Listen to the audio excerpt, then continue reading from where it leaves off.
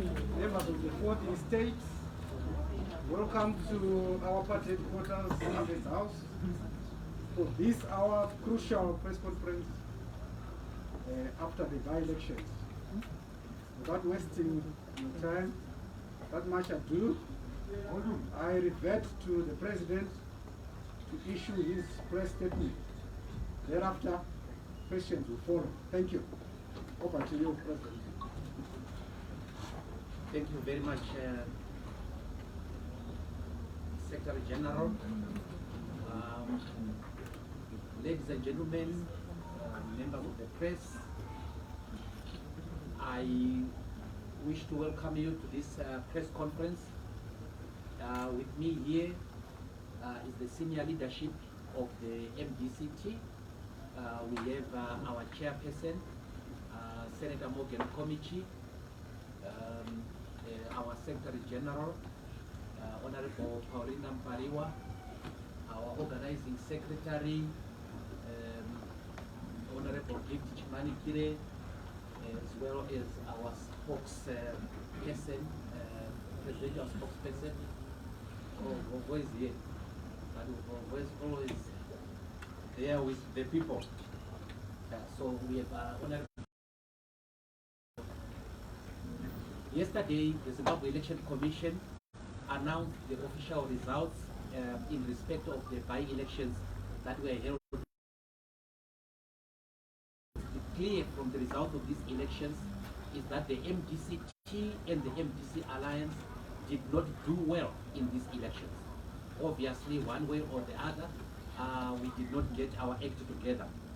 We also note that these by-elections were political and economic problems bedeviling our country, Zimbabwe. I thank you. Thank you.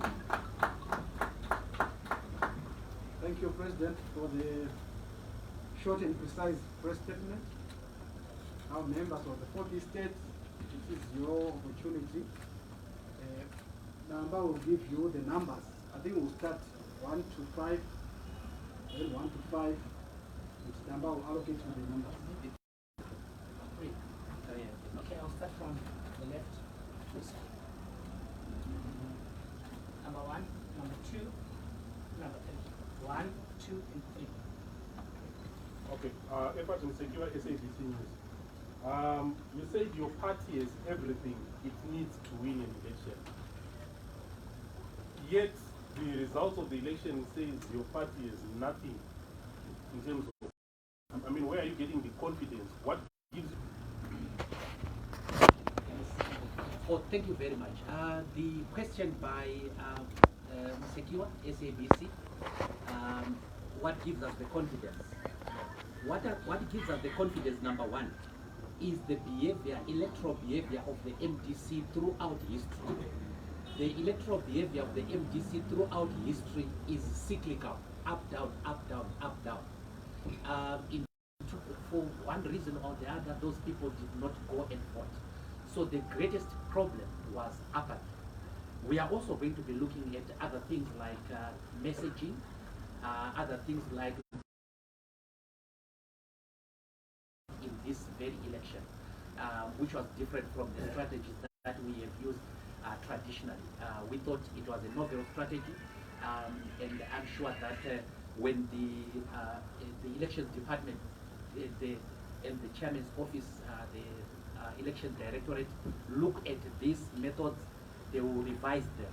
So the versatility of the MDC, the never say die, work with all democratic forces, and already in the alliance we are working with some and so on. Regarding specifically Advocate Chamisa and his team, a lot depends, of course, on them, on their attitude towards us. There is nothing really personal between myself and Mr. Chamisa as people. There's nothing personal. If I can use that term, who are now the triple C, do you not feel this is a greater indictment on your leadership, quality as a person? Then secondly, last time you said once the by-elections are over, you are going to start the process of dialogue with President Emerson Mnangagwa. Do you still hold that position? Because last time you were saying you want dialogue as soon as possible. What? Yeah. The letter you are talking about was not written by alliance partners. The letter you are talking about was apparently written by Mr. Bomani, who is Secretary General of the Zimbabwe People's First. We suspect that the letter is fake because Mr. Bomani is not even in the country. We have phoned around and no one seems to know anything about it. And we think that the letter is fake, and we know that for the alliance, there are two important organs that sit to make decisions like the one that is being referred to in the letter. We have the liaison committee, which is a committee of all the secretary generals of the alliance. It is a committee that is chaired by us, by Senator Comich. That is chaired yeah, Senator Comich. That committee did not sit, and then the committee of the alliance will sit this week. Those are the two committees that can deal with issues like that. So we suspect that it was somebody who is just up to mischief and so on. It's not an official letter at all. Mr. Nikadzino, the failure of the MDC to get a single seat. Now, failure is failure. Even if we got 1 seat, 2 seats, or 3 seats, if we were smiling at each other, we were still contesting. We were still going to be vying for the same voters and so on. So our relationship with anyone was irrelevant. Dialogue, yes, we remain committed to dialogue, and we will push dialogue with more vigor. And we are fortified by what happened in this election. That dialogue is really, really important.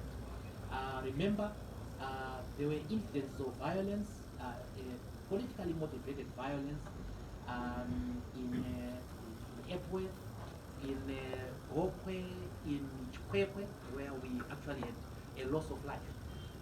Because of the election, we had also instances where we were not given the green light to hold political meetings in a province where the president was also holding his meetings.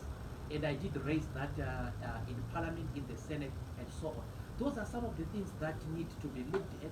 Those are some of the things that need to be sorted out when we do electoral reforms.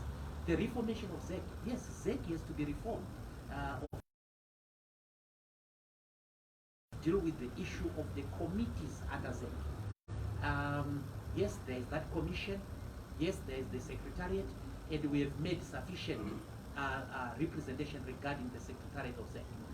But we do have underneath ZEC the key committees, the logistics committee, the accreditation committee, etc., which are over-dominated by the executive. And we think that there is need for reform. 128,399, that is the vote scored by the opposition, the combined vote. If you look, sorry, the 9 constituencies by ZANU-PF, sorry, 9 constituencies by ZANU-PF, you have 128,399 according to our calculations. Total number of votes that they were able to secure. The combined vote in 19 constituencies of the won by the opposition is 129,000 votes, 799. Almost the same. And these are 19 seats, and these are 9 seats. And the result, the amount of votes, positive votes, is almost the same. That is a cause of concern to us as the opposition. And obviously, that is going to be one of the things that we'll look at when we do our strategic meetings this week. The conduct of ZEC was asked by, I think it was, you're hiding. Well, this is still subject matter to a few internal processes that we are having here. We have had a few candidates who are raising a few issues, and we are going to be looking into that. So we will be able to give you a more comprehensive answer when we have a session with those candidates. There are certain complaints that they are raising. We haven't verified them yet. But what is important is that the election management body must act fairly, it must act impartially, and so on. And I think the evaluation of ZEC, we will do it in due course. But there is a lot of things that need to be done. I have heard a few complaints that were raised by other political parties.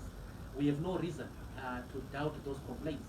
And therefore, it is an indictment on ZEC that they must put their act together. But what is important is that there is need for electoral reforms. And these electoral reforms, in our view, will come via a process of dialogue. Without electoral reforms, we will have the same complaints that we had in these by-elections in 2023. We will probably have the same disillusionment by the masses, by the electorate, as displayed in this election.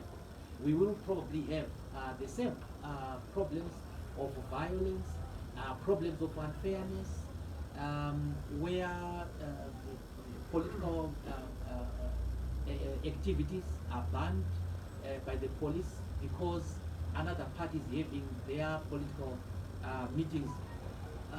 In our case in Binga, the president was about 300 kilometers away from where we wanted to have our meeting, and we were not allowed to have those meetings and so on. And the police still has too much power and too much discretion to allow or disallow meetings, and those things need to be subject matter of serious dialogue.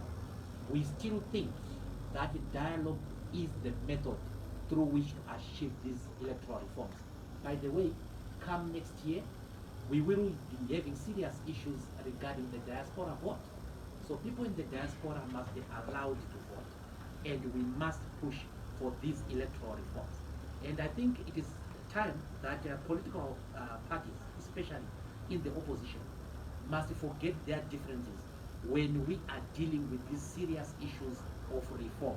These are reforms that are beneficial to Zimbabwe, beneficial to our democracy. Thank you. I think maybe third and final round. I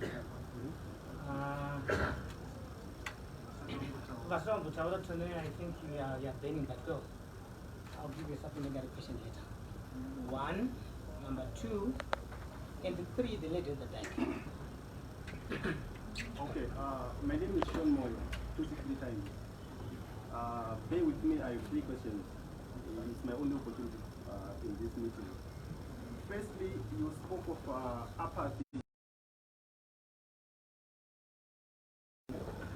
But looking at the scale of the loss, where not even a single polling station was won, let alone a ward or a constituency, the scale of the loss, is it an issue of you redesigning your strategy, or is it an issue of you being rejected by the people? And secondly, there is an issue of MDC alliance legislators still in parliament.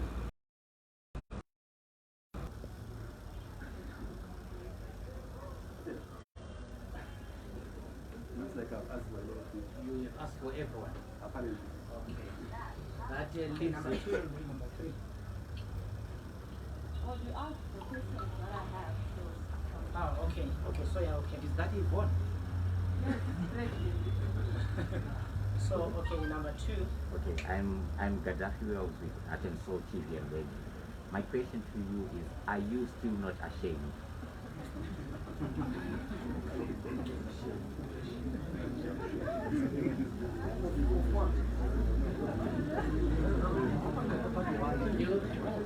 And I'm going to give one question. Number 3. Yeah. So my name is Marshall. You, Mr. Mwonzora, said that most of the elections was a result of what happened. That actually as an opposition party, your messaging did not translate into what was going on. What strategies are you going to use so that it's not what happened in the 2023 election? Okay, Tony, one supplementary question. A short one. So just out of interest, Mr. Mwonzora, we need to understand at most, if not some of these polling stations, you actually scored a 0. What does this say about you and your polling agents? That you're actually manning these polling stations where your own presence recently. And at law, is it still permissible for us to have a next by-election, or there are not going to be any by-elections? Because I know there should be a certain time frame where Zimbabweans are not allowed to have by-elections, especially before a national general election is supposed to be called. So I think those are three big questions. Okay, thank you, Tony, for the very advisory questions. Thank you. Well, thank you very much. The first question I want to deal with is what you call the scale of loss. Issues in a very honest manner. And when we are done, you will see our message. Time yet to write the political epitaph of the MDC. I know that there are people who wish that we could be politically dead. We are not politically dead. We are politically alive. We are down, yes, but we are not out. And we will rise like a phoenix. And we will, to quote the Bible if I may, people have been recalled as a result of their own behavior and so on. And I can't tell whether people are going to be recalled or not. I want to recall people? No, I don't. I wish to recall people. Do people want to be recalled? They may want to be recalled. It's up to them. It's up to them. Do we have the guts to do anything? We are not afraid of anyone. Do we look like people who are afraid of anyone? I don't think so. Dialogue with Mr. Mnangagwa. When we talked about dialogue, we were very much aware that ZANU had a supermajority in 2007. And Morgan Tsvangirai said, we are going to pull Mugabe kicking and screaming towards the negotiating table. And at that point in time, the MDC did not have superior numbers in parliament, and it had not the same state power as ZANU-PF. The same situation obtains. We do not have the same state power as ZANU-PF. Of course, we do have 43 members of parliament. We do control the local authorities and so on. And we are going to push for dialogue because it has worked before. The end of the War of Liberation was Lancaster. It was dialogue, brought independence. The Unity Accord after Bukura Wundi brought something better for our people. Time.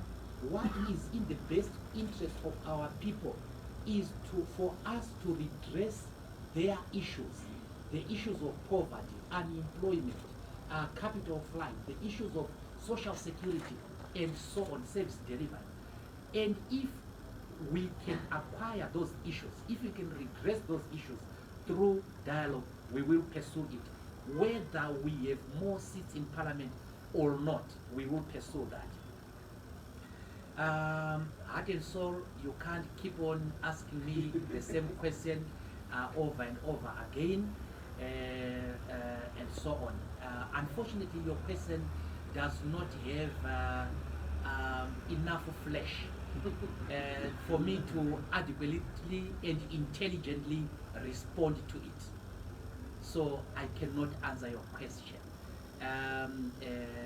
because it lacks sufficient particularity in it, and I'm very sorry about that. It was made to judge on your results that you acquired.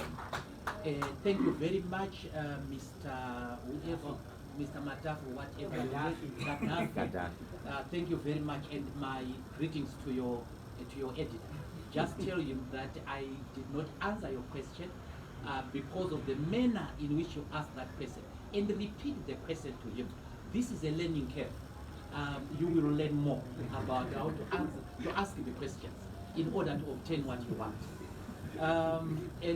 Let me say to you, because it is the same question that you asked the last time, rewind to the answer that I gave you last time, and that Mr. Gaddafi is your answer.